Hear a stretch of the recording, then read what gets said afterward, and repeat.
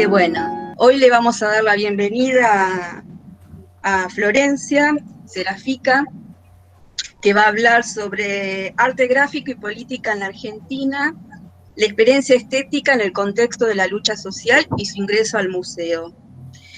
Le voy a leer un breve CV. María Florencia es maestranda en Estudios Culturales de América Latina en la Universidad de Buenos Aires, en la Facultad de Filosofía y Letras. Es licenciada en Artes con orientación en Artes Visuales y profesora en Enseñanza de Media y Superior en Artes por la Universidad de Buenos Aires. Diplomada en Patrimonio Cultural Comunitario desde la misma institución IOLEM, estudiante de la Licenciatura de Filosofía de la Universidad de Buenos Aires, adscripta a la Cátedra de Estética del Departamento de Arte, lo infantil y lo siniestro en la obra de Alberto Breccia y Santiago Caruso, y miembro de Filosit UBA, con respecto al tema la experiencia estética en el contexto del arte y la reflexión estética en la América Latina. Quisiera hacer una aclaración, digamos, todos a Alberto Breccia sabemos quién es, el historietista uruguayo, y Santiago Caruso, que es un gran artista ilustrador, que es de acá de zona sur de Quilmes, que ha expuesto en nuestro museo, así que si lo quieren ver es extraordinario, la verdad es un artista extraordinario, un artista joven, así que bueno, cuando quieran googlearlo, los invito, ¿no? Y a Breccia ya lo deben conocer, pero bueno, si quieren volver a acercarse a su obra, mejor. De paso, gracias María Florencia, y te paso la palabra y en 20 minutos hacemos unas preguntas y después seguimos. Bienvenida. Gracias, bueno, gracias por el espacio. Y bueno, a mi profesora Cecilia Field, que bueno, no se pudo conectar, pero fue quien hizo la unión. Bueno, empiezo a presentar.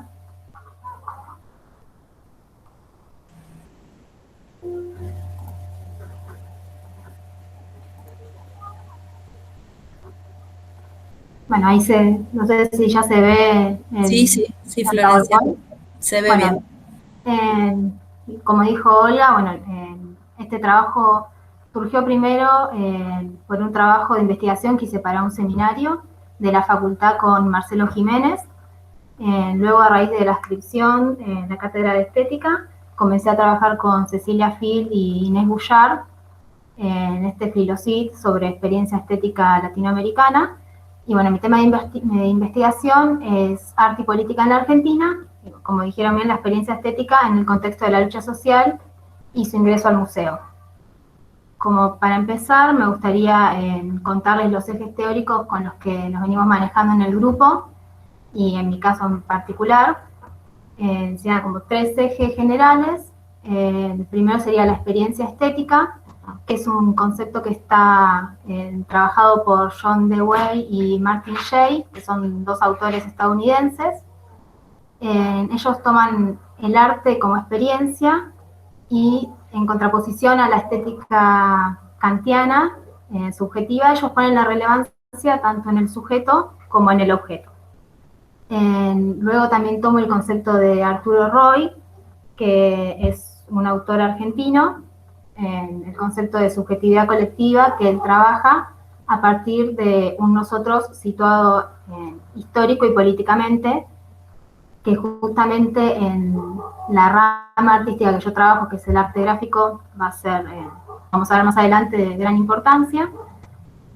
También tomo el concepto de Walter Mignolo, que también es un autor argentino, el concepto de geopolítica, que él lo define como geopolítica decolonial del conocimiento y del entendimiento, y lo que se busca es hacer un corrimiento de los planteos epistemológicos constituidos como hegemónicos, como podrían ser, en cuanto a lo académico, basarse siempre en autores europeos o estadounidenses, y él lo que resalta es situarse, como van a ver a lo largo de todo el trabajo, que yo tomo, situarse en nosotros latinoamericanos, poniendo en relevancia nuestra realidad histórico y cultural. Para hacer como una introducción, el arte gráfico tiene como característica que permite una serialización y la reproducción de una copia única. Yo acá puse, para los que tal vez no conocen, las distintas técnicas de impresión. que van a variar según la matriz que se utilice, como por ejemplo la xilografía, que utiliza madera, la litografía, que utiliza piedra, bueno, linóleo, el agua fuerte, por ejemplo la punta seca, que utilizan chapa. Dentro del arte gráfico yo me enfoco principalmente en la gráfica política, y como vamos a ver más adelante, en la gráfica política de izquierdas.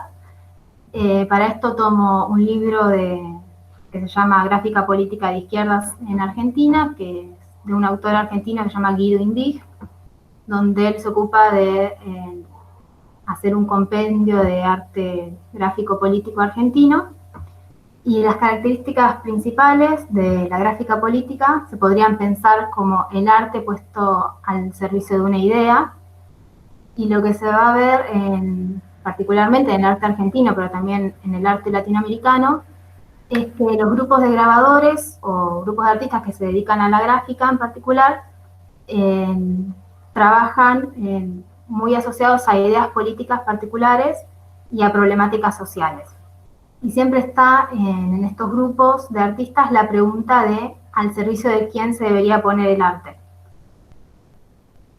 Particularmente en las gráficas políticas de izquierda, en muchos de estos agrupaciones o grupos de artistas y particularmente de grabadores son asociados a grupos políticos como por ejemplo marxismo, trotzismo, socialismo, algunos también al anarquismo, y lo que se ve en estos grupos, particularmente en la gráfica política de izquierda, es una recurrencia a ciertos símbolos e íconos, como por ejemplo yo acá les puse las imágenes del libro de Guido Indig por si a alguien le interesa.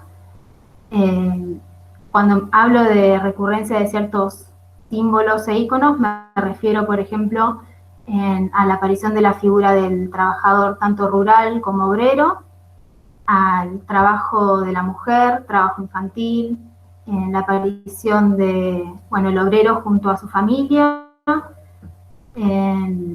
también esta iconografía que puede remitir un poco a la gráfica de la época de la Revolución Rusa, si se quiere, la imagen del trabajador junto con la familia, la bandera roja detrás, y el uso también muy recurrente de imágenes fácilmente entendibles, y al ser también propio de la técnica de grabado, muchas imágenes se van a ver con planos limpios de colores o de valores.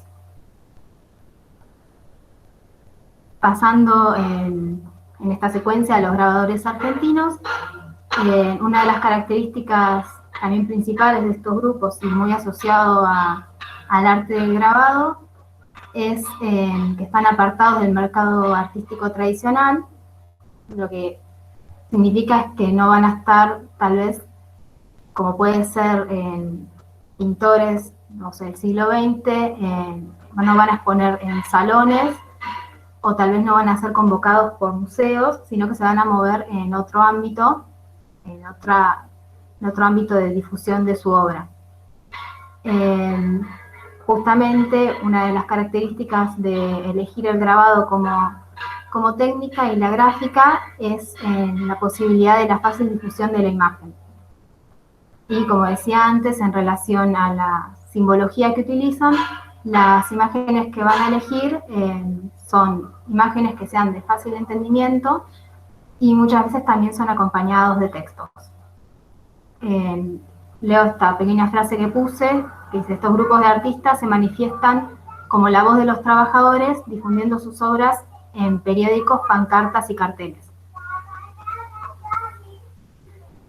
Antes de llegar al tema central de mi trabajo, que yo me enfoco más en lo que es el arte de poscrisis, que surgió con el 2001, quería hacer como un recorrido a través de los grupos de grabadores que surgieron en la Argentina. Por ejemplo, quería empezar con uno de los grupos de grabadores más reconocidos, que son los Artistas del Pueblo. Ellos comenzaron a trabajar en 1920, en 1930, como para poner un poco en contexto, la Argentina, como se sabe, tuvo gran afluyente de inmigrantes europeos que trajeron consigo ideas socialistas, marxistas y anarquistas. En la década de 1920 tenemos la presidencia de Irigoyen, luego la presidencia de Alvear, y ya en 1930 va a comenzar la década infame con el golpe de Uriburu. En esta época hubo un gran afluyente y una gran conformación de sindicatos y de ideas anarquistas, y este grupo va a estar asociado principalmente a las ideas anarquistas y anarcosindicalistas, que tampoco es como anecdótico porque una de las posturas de estos grupos anarquistas era organizar la sociedad en pequeños grupos de trabajadores autosustentados. Entonces, ellos, si bien la mayoría hacía grabado, algunos también hacían otro tipo de arte, como por ejemplo Riganelli, que se dedicaba a la escultura, ellos van a tener una postura de grupo artístico, van a trabajar como un colectivo, a pesar de que tenemos los nombres diferenciados, que eso después, como vamos a ver más adelante, no va a seguir sucediendo con otros grupos. Ellos se autodefinen como productores de un arte militante, y también lo que es muy importante, pasa mucho con los grabadores, es que ellos se definen como trabajadores del arte. En cuanto al trabajo físico que requiere hacer la matriz, hacer la impresión, y ellos, además de definirse como hacer un arte militante, se orientan a concientizar al pueblo, y uno de sus objetivos es mostrar las injusticias de la sociedad capitalista y promover la revolución. Acá al costado puse una de las obras tal vez más conocidas de Facio G. Becker, que es La Internacional o Bandera Roja, que está hecha para ser publicada en un diario.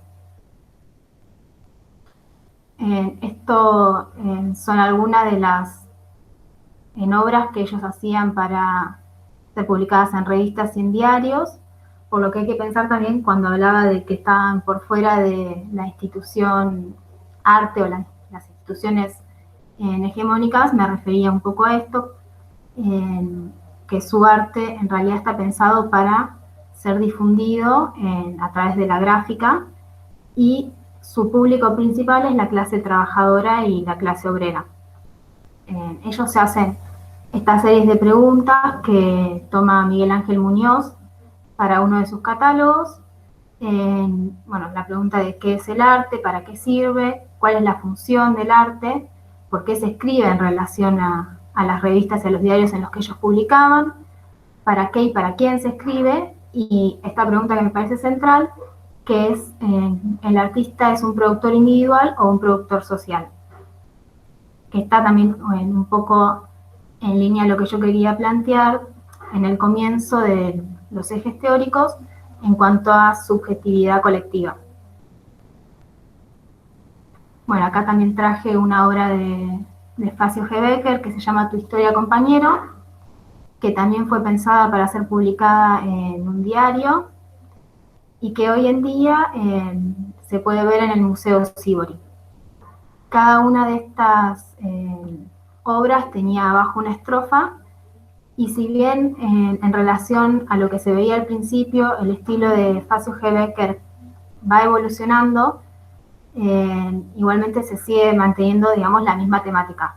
Ya tal vez no son planos de colores tan marcados, o una iconografía tan reconocible a primera vista, pero seguimos teniendo como al hombre trabajador, a la familia, se ven, los niños desnutridos y la madre.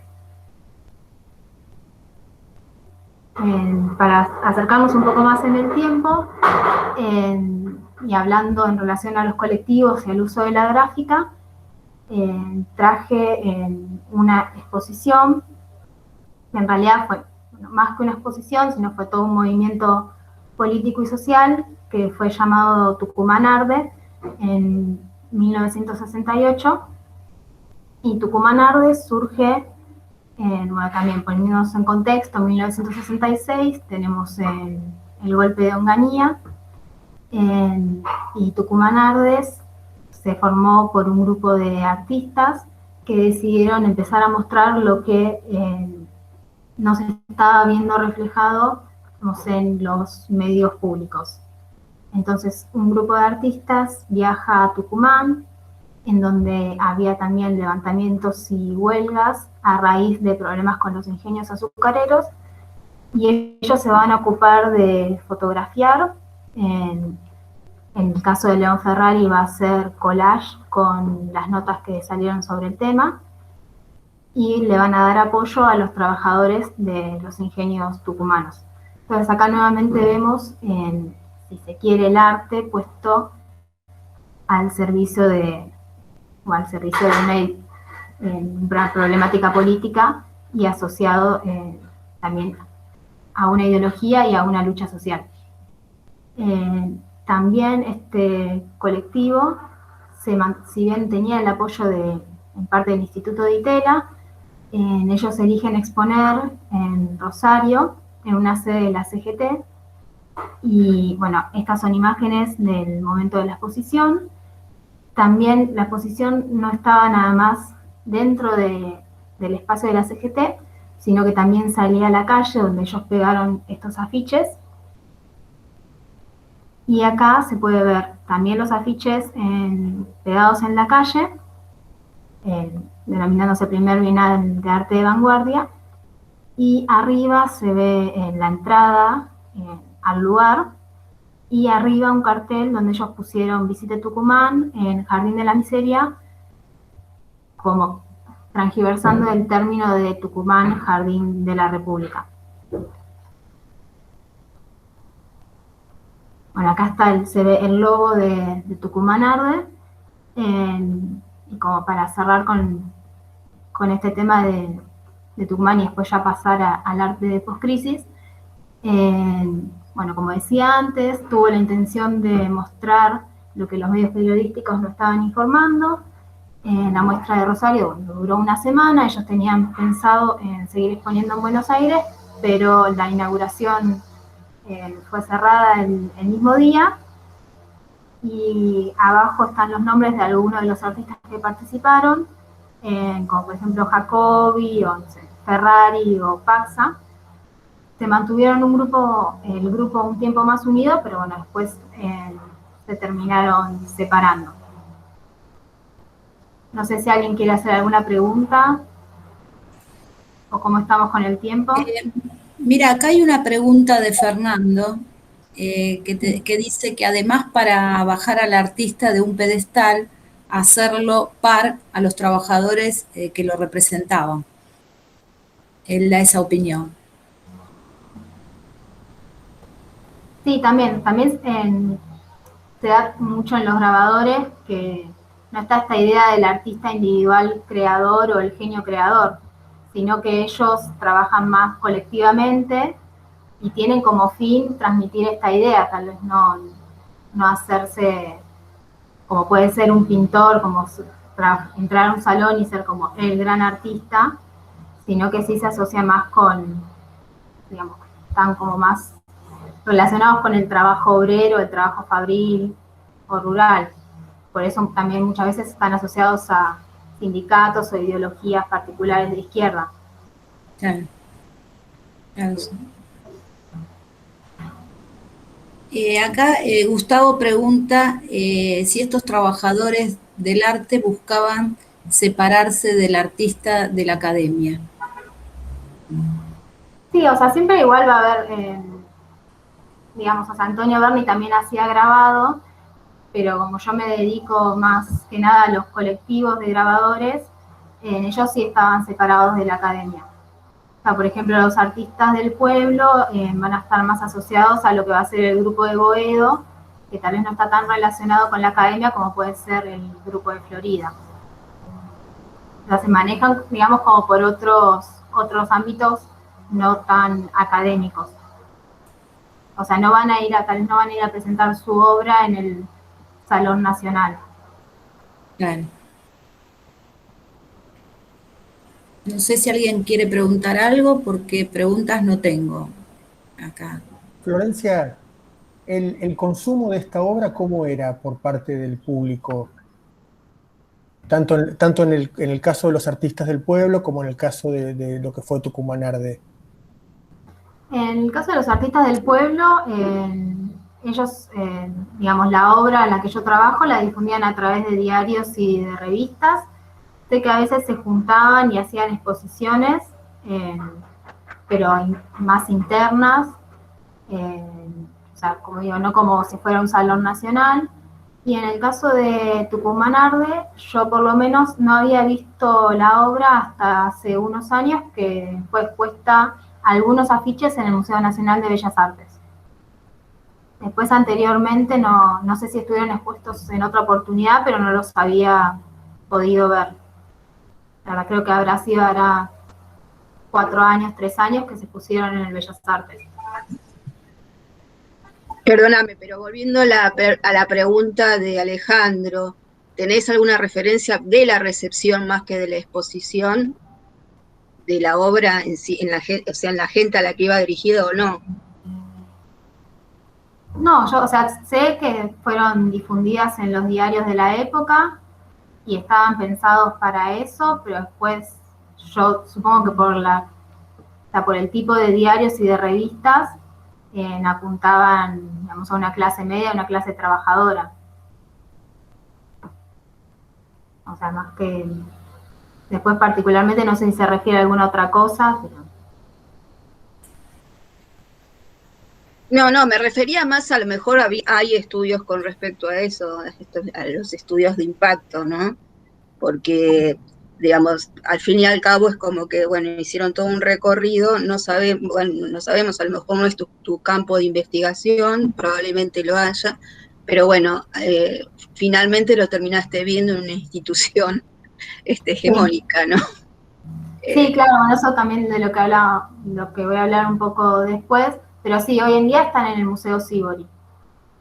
Que antes, por ejemplo, cuando yo inicié la carrera, no había forma de acceder a esos grabados, y cuando el Museo Sívori se renovó, ahí sí, recién ahí los pude ver expuestos.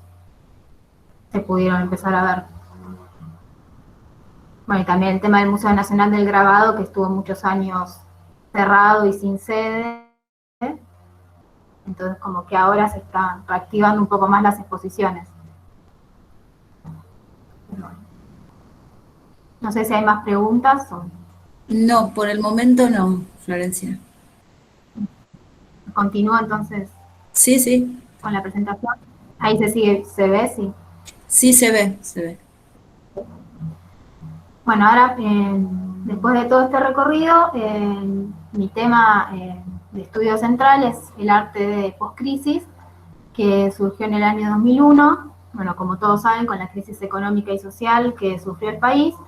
A raíz de esto comenzaron a surgir, bueno, protestas sociales, caceroladas o piquetes, asambleas barriales, y a partir de esto empezaron a surgir grupos de artistas jóvenes y a producir una nueva gráfica política de izquierda.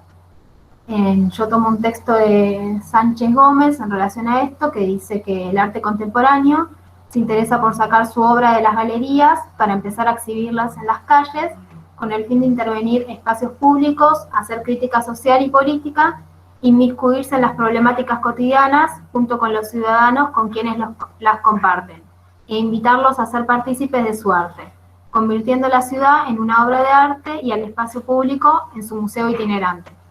Esta es la última frase, me interesa bastante porque es lo que vamos a ver ahora, que es este corrimiento de la institución y qué pasa cuando el arte es producido en la calle. Yo trabajo en mi trabajo de investigación al Taller Popular de Serigrafía. En ellos estuvieron activos desde diciembre del 2001 al 2007. Los lineamientos de esta organización es que es una organización horizontal, favorecen el pensamiento múltiple, y ellos, a pesar de que son un colectivo de artistas y ahora algunos artistas trabajan individualmente, en su momento ellos no firmaron las obras de manera individual. Yo tuve la oportunidad de hablar con 2 de las artistas, y me dijeron que, bueno, el uso de las imágenes es totalmente libre, que solamente hay que citar que es del Taller Popular de Serigrafía y nada más. O sea, nadie se adjudica la autoría de ninguno de estas serigrafías más que el taller en general. Bueno, ellos surgen en la Asamblea de San Telmo, empiezan a trabajar en fines de 2001, principios del 2002. Su intención es divulgar la serigrafía como arte, oficio y posible fuente de trabajo, por lo que en estas asambleas comienzan a repartir cuadernillos introductorios para que la gente pueda empezar a imprimir. Y uno de los afiches que reparten es este que puse acá, que es San Telmo tiene memoria, y este manifiesta que, bueno, fue al año de diciembre del 2001. Bueno, no sé cómo. Dice abajo, se dedican a imprimir en la calle como acción artística y política. Bueno, como decía antes, su trabajo es grupal, no hay autoría individual, y ellos lo que quieren es hacer visibles los territorios históricos y recuperar la memoria colectiva, que es un poco también lo que me interesa en relación a los conceptos de los que hablaba al comienzo, de geopolítica y de subjetividad colectiva, ya que el territorio histórico en relación a la geopolítica es situarse particularmente para el análisis en este contexto latinoamericano y argentino en particular. Bueno, y lo que se destaca del Taller Popular de Serigrafía, como abajo se ve en la imagen, es que ellos socializan el proceso de producción. O sea, la distancia entre productor y espectador se desdibuja y ellos imprimen en la calle junto a la gente y imprimen en diferentes formatos también. O sea, podían imprimir en remeras o en afiches o en pancartas y imprimen junto a la gente. Bueno, acá traje algunas imágenes de lo que fueron sus obras. También, si se quiere hacer como un paralelo con los artistas que veíamos antes, se sigue manteniendo la fácil lectura de la imagen, el uso de texto, y bueno, son imágenes fácilmente entendibles. Bueno, nosotros porque tal vez no tenemos que reponer tanto el contexto por haberlo vivido, pero digamos la idea era que las imágenes representen la situación política y social de forma directa. Acá en estas dos, por ejemplo, en esta de la Argentina, que dice ellos viven en nuestra lucha, hay un comentario que dice, por ejemplo, que una escritora estaba en una manifestación y se lo estamparon en la remera. Este, por ejemplo, el de Petete también estaba estampado en una pared, entonces se puede ver como la amplia difusión de la imagen, no solamente en formato papel, sino en varios formatos, y también está pensado para que sea, al ser hecho durante la manifestación, la idea es que, bueno, sea muy reproducido y también tiene el carácter de efímero. Ahora, en uno de los últimos puntos que me interesaba tocar es el ingreso al museo en relación con, como hablábamos recién, de los otros artistas, como pueden ser los artistas del pueblo o Tucumán Arde. El Taller Popular de Serigrafía ingresa bastante rápido al museo, lo que a mí me llamó la atención en el momento de la investigación, porque en el año 2006 el Malva ya adquiere una caja de 62 serigrafías. En el 2008, Magdalena Hittrich y Mariela Scafati ya participan en el Salón Nacional de Artistas de Colombia, que son las imágenes que se pueden ver abajo. Acá se puede ver su obra estampada en remeras, en afiches y en pancartas. Y en el 2010 ya ellos se vuelven de alguna forma internacionales porque van a participar en el Frankfurter Kunstverein en Alemania. Van a ser invitados, van a representar a los invitados de Argentina. Y en el 2016 se expone en una muestra que se llamó Verbo América en el Malva, se exponen estas serigrafías que se habían comprado en el 2006. Bueno, como para hablar un poco de la problemática que yo encontré de su ingreso al museo, lo que se puede ver principalmente es un cambio en la función de la imagen, un cambio en los consumidores y en el público que accede a la obra, porque no es lo mismo en el caso del Taller Popular de Serigrafía o de los artistas del pueblo, no es lo mismo en acercarse a la obra a través de un diario, una revista, o en el caso del Taller Popular a través de, en el medio de una manifestación, o que ellos te impriman en la remera o en tu afiche, que en acceder a la obra colgada en un museo. Bueno, como dice abajo, la mediación entre la institución, entre la obra y el espectador, que es algo que el Taller Popular de Serigrafía quería de alguna manera borrar. Y en relación a la exposición en Alemania, que el público ya no es solamente local, entonces se hace necesario la reconstrucción del contexto de producción. En relación a esto, yo leí uno de los catálogos a un texto que ellos presentan para esta exposición, donde ellos explican el surgimiento de su grupo y bueno, su postura, y el problema del original múltiple, que es propio del grabado, pero que al ingresar al museo se lo está tomando como una obra, si se quiere, única y coleccionable. Acá hay una foto de la exposición del Malva, de Verbo América, que yo tomo de un texto de Silvia Dolinco, que trata una temática similar, pero con la obra de otro artista. Acá están las obras del Taller Popular de Serigrafía y están dialogando con obras de otros artistas. El núcleo, o sea, Verbo América estaba organizado en diferentes núcleos, cada núcleo tenía una temática particular. Las serigrafías estaban expuestas en el núcleo que se llamaba Trabajo, Multitud y Resistencia. La propuesta de los curadores fueron Andrea Yunta y Pérez Rubio. La propuesta de los curadores apunta a, leo este fragmento, a contemporizar el pasado, proyectar el pasado en el presente y viceversa. Al hacerlo, nuestro presente cambia, se modifica y nuestro pasado queda disponible para ser rescatado en un ejercicio de autoinvestigación. O sea, su idea era el diálogo entre obras. Acá hay una selección de las obras que acompañaban a las serigrafías en el museo.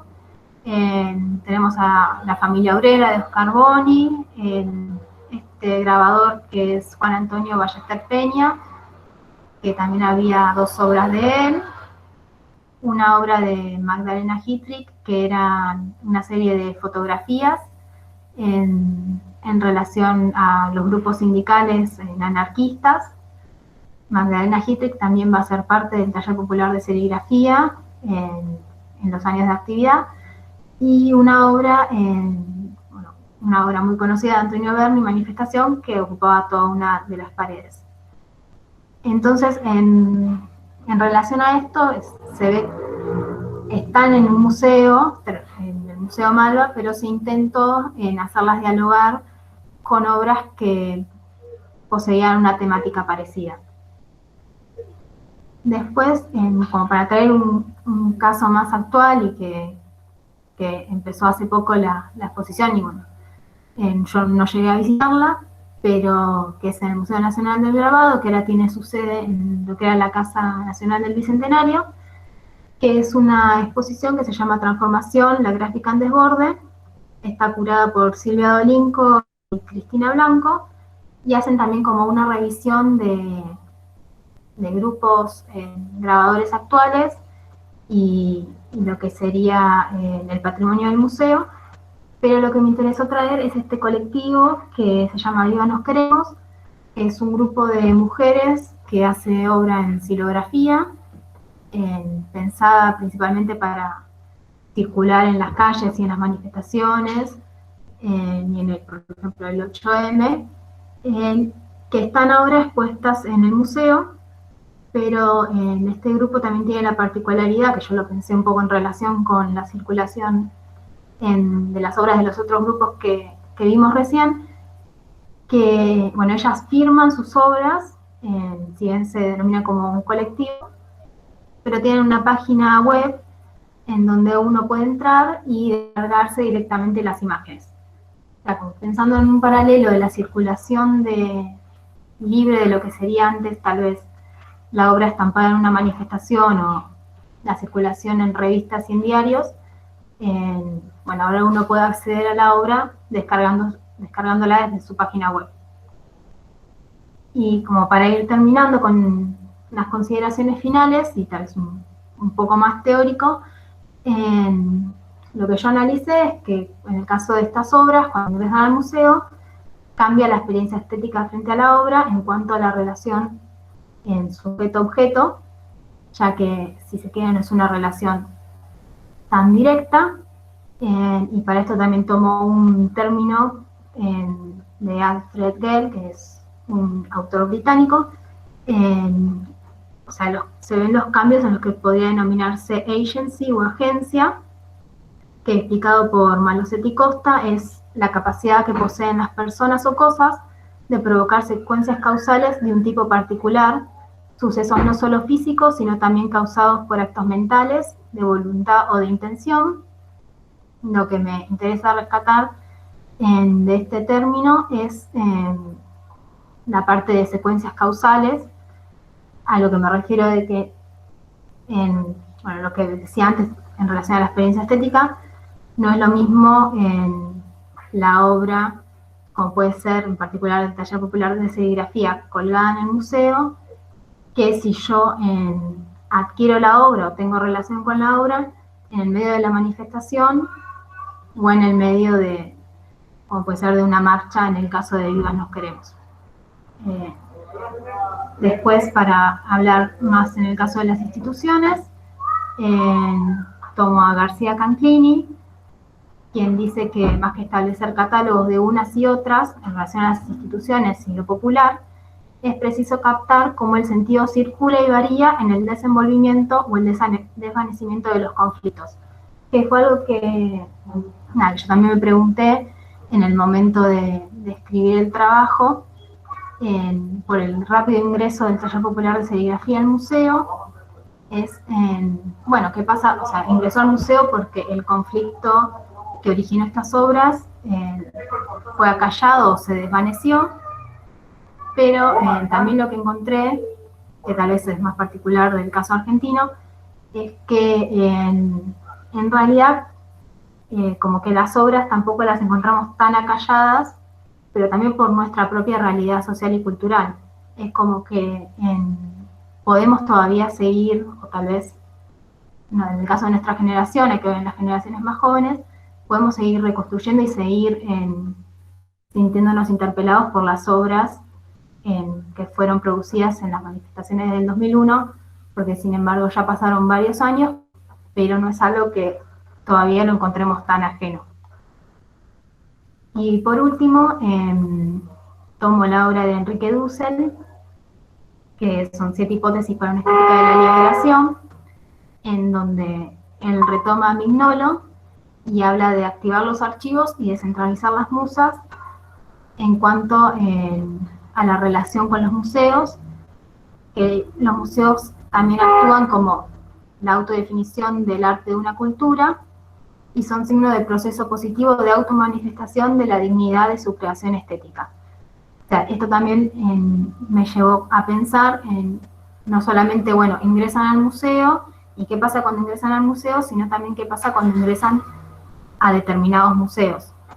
Como por ejemplo, no sería lo mismo que estar expuestos en el Malva que estar expuestos en el Museo Nacional del Grabado, o en el caso del Taller Popular de Serigrafía, que fue puesto en Alemania. O sea, digamos, lejos de tener como una respuesta conclusiva, nada, me quedo también con lo que dice Mignolo, de activar los archivos y descentralizar las musas, como que en un punto también es interesante que ingresen al museo en una forma, o sea, cambia, creo, radicalmente la función del EMAC en la función primaria.